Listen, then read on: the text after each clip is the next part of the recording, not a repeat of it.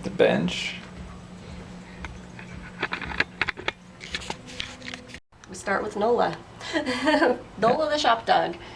Okay, so we actually in our office we keep a small supply of parts, so you can come in and buy your Arduino needs, 3D printer stuff to maintain and build your own printers. We do sell the printers in a kit as well.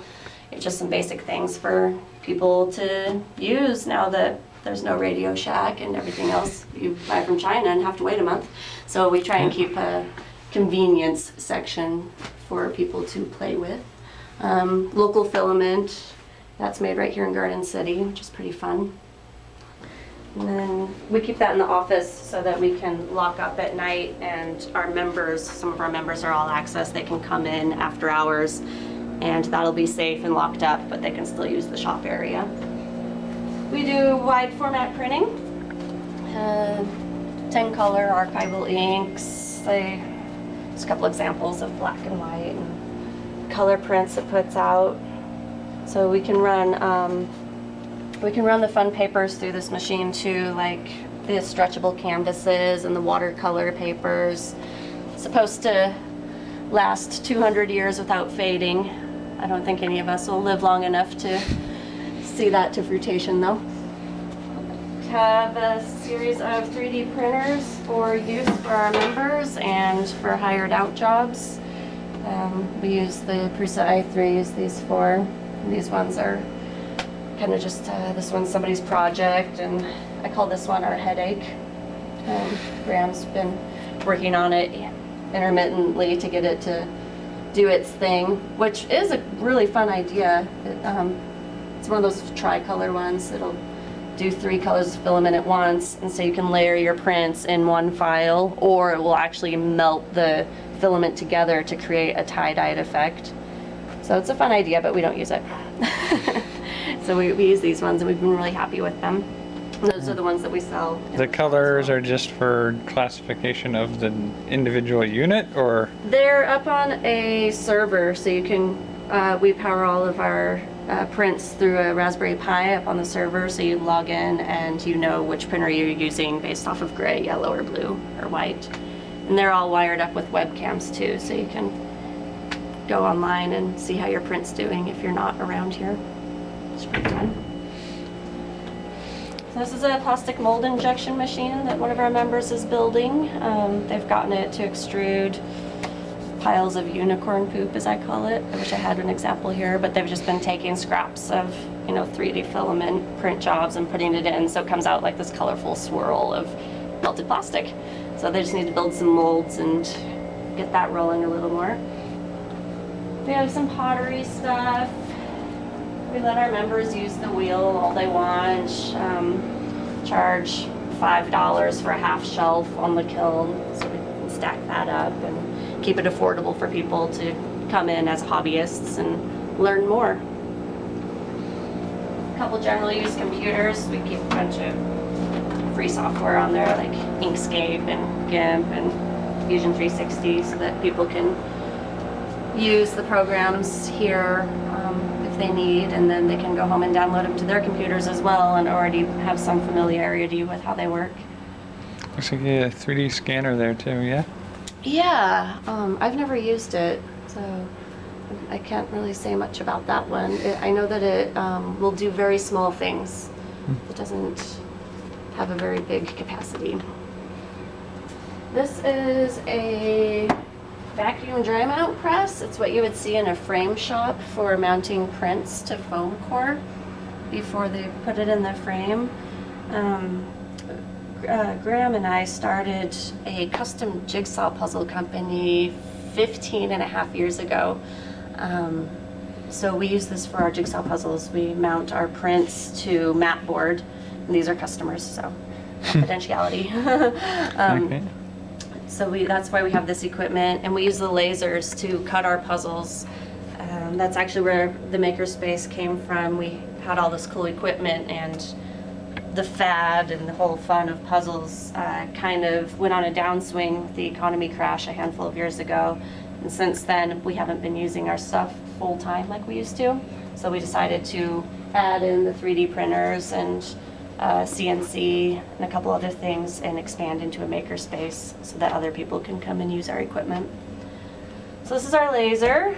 It's a 40 watt, 18 by 24 cut bed. We've been using this for 15 and a half years now. Been really happy with it. And we do have another laser over here. It's the same wattage, so it has the same power. You can run through it, just a much smaller work area.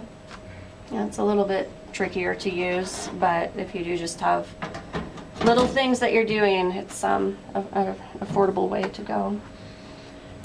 We keep a spray booth for stinky things, spray paint, varnishes, anything smelly. We have just a cold press roller here. So if you have something you're laminating, I use it when we're making our acrylic jigsaw puzzles.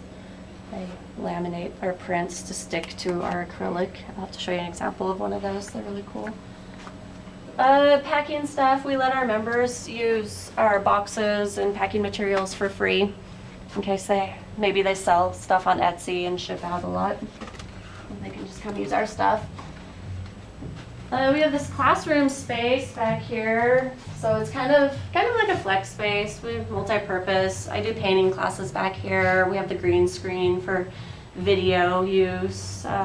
We run computer classes back here, so we can keep it so that the room can be changed to suit its needs. Do a few different things back here. Sometimes it just becomes excess workspace and people are back here painting their projects a lot. And then we do have a wood shop in our office next door. I'll just take you over there. Oh, and some examples of stuff as we're walking over there. So this is one of our acrylic jigsaw puzzles. It's double-sided. We put the prints on both sides inside of the acrylic. So those are fun, and it's the same idea with these magnets. We can embed the magnet on the inside and make a double-sided magnet. And then these, I do more art stuff around here than techie stuff, so this is some of my stuff that I've done on the laser. The paintings are done on the laser as well, which is really fun to do. One of our members makes lamps. He's who you'll meet tomorrow if you come back. Some examples of 3D prints. I don't know if the translucent is PETG or not. It might just be PLA, because I think we have translucents in the PLA in this crystalline series. I'm pretty sure that's PLA. It's pretty though, so shiny. They do use PETG for their fidget spinners. I haven't done too much printing. I know enough about it to queue up a print and tell it to go and slice my files and stuff. So we have a wood shop over here. I will turn on the lights. So we have saws, the CNC router, planer, and joiner. Spindle sander, looks like. Yeah, there's drill press, little sander. Yeah, there's a handful of toys in here.